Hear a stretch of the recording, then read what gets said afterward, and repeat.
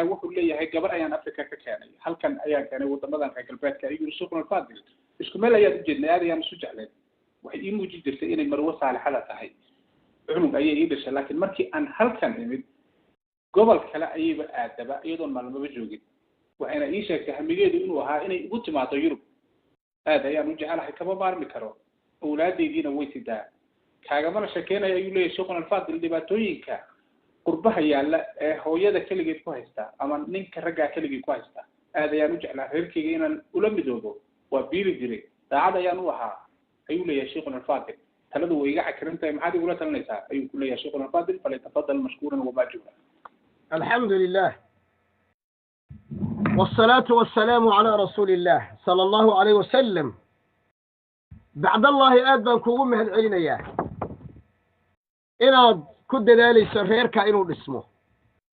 إناد كد ذلك سجبنا مرة بعد إناد سفي عن سكوسو النولات سكوسو النقطان إناد عبرتي مر وحكة بدن دقيقة وهلي إذا وقع إناد جبنا أتشعلي ولنا أتشعشهاي أدبر هرتك يا جماعة العلنية مركة كوبات واحترك إيه وحقبتك أدبرك أدو قبطي قبضوا هدي سؤاشو أيسي الله سو قريب بقول كيما بقولوا تهي قبضوا خيار يسميسي هدي كو شيء لهيد مركة أفريكا تشوفتي لما مدن بعد سمين لهيد أما واتكو قالي لهيد واتكيني لهيد أما ما هنه أيضا حاجة تشوفتي بالفرتك قادي لهيد لكن وحدو كان ستي حاسة أتكدكتو كل راح يستو عركو دشة قيس اسكن نقطان مرتية مضنبة محل إذا مرتجلية أي لسه جورستي قبل مركب وحن لا يحي ما أنت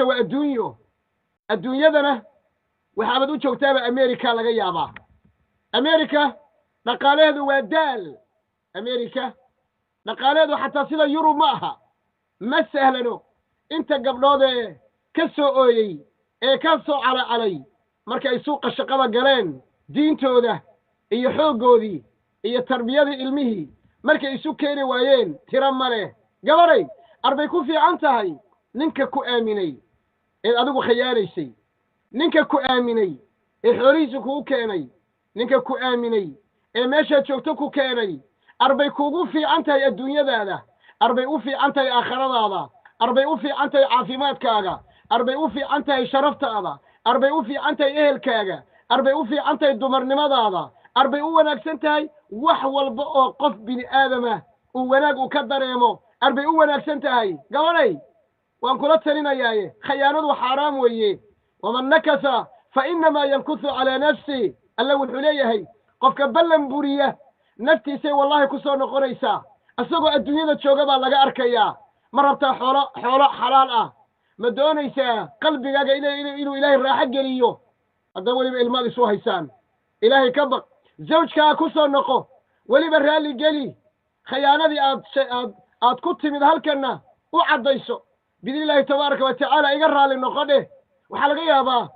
إنه النقضه ننك الدنيا دا أتكد إلهي ننك تكون راح يسال لهي ننك السعادية اللي بان الكد لامي لهي يا كوشاقي إن الحولها الدونيسا إن الهري دونتو يا كوشاقي caafimaadkaagu sida hadda uu yahay inuu ahaan doono yaa kuu sheegay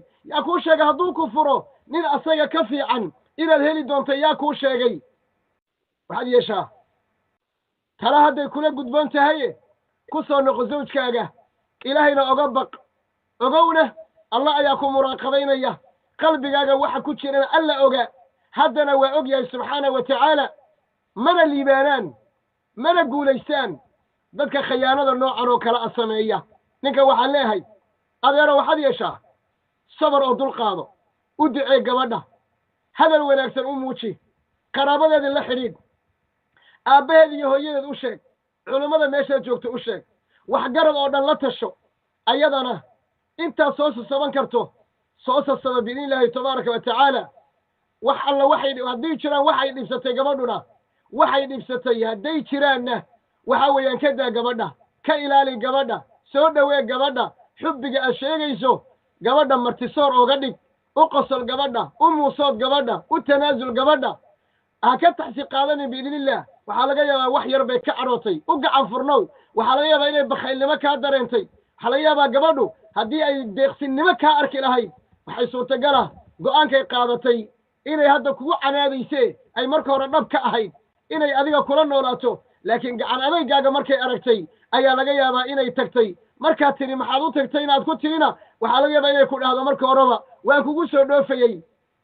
caqliyaddaana dumarku qaybo badan way isticmaalaan raddu ficilka dumarku way yaqaanaan marka cudur hadduu jiro ku qasbay gabadha inay meel u guurtana kadaa baan ku dhihi lahaa ilaahayna waxaan kaaga baryayaa xubbiga iyo jacaylka gabadha aad jeceshahay inuu kugu soo celiyo gabadhana waxaan leeyahay dib u soo laabo reerkaagana dhaqo wallahu aclam ما شاء الله جزاك الله خير